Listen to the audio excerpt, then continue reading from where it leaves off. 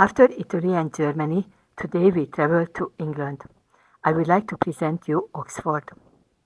Oxford is located 85 kilometers from London on both banks of the River Thames. It is home to England's oldest and most prestigious university. Due to the harmonious connection of the towers of the university buildings, it is also called the City of Dreaming Towers. At this university studied and received ministerial degrees John and Charles Wesley, and Methodism, currently the largest Protestant church in the world, was started from here in the 1720s. John Wesley, as the founder, and his brother Charles as the most prolific church composer of all time. The enthusiastic university students who set out to serve God did not want to found a new church.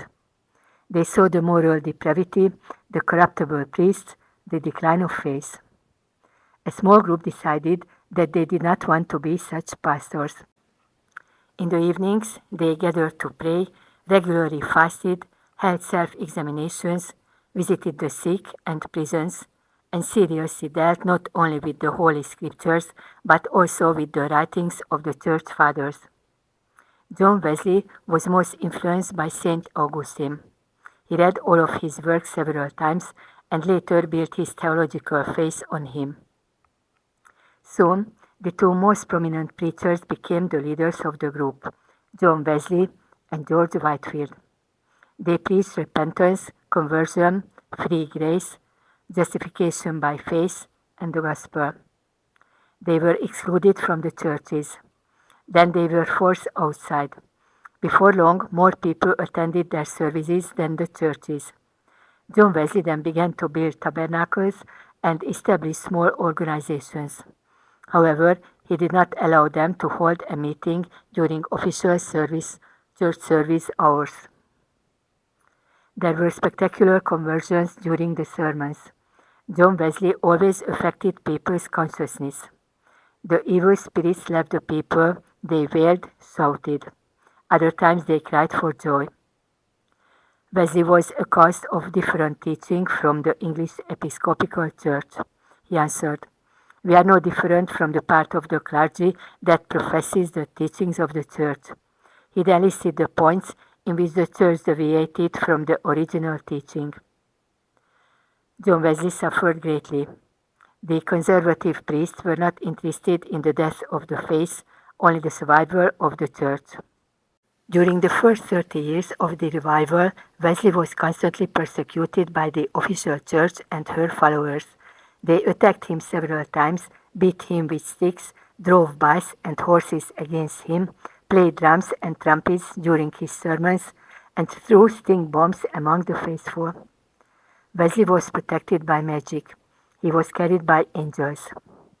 Once, he was thrown into a lake of cold water, and when he tried to come out, he was pushed back. A man helped him, took him into a house. After an hour, the crowd broke the house open, took him out to the lake again, and threw him into it. He was pulled out almost lifeless with a long pole. The man brought him into the house again. Before long, the crowd reappeared and dragged him out to the edge of the village and left him there. They still couldn't kill him. As in several other cases, he recovered again after a week and continued to travel the country on horseback. He confessed, "My parish is the whole world. I consider it my duty to preach the good news of salvation to everyone."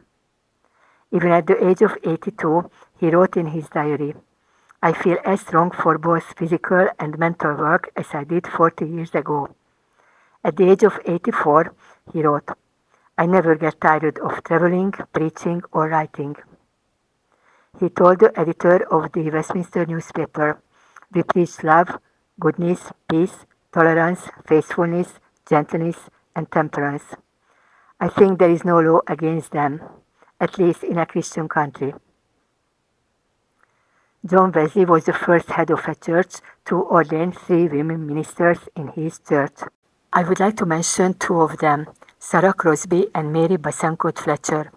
Both had special rhetorical skills and attracted people.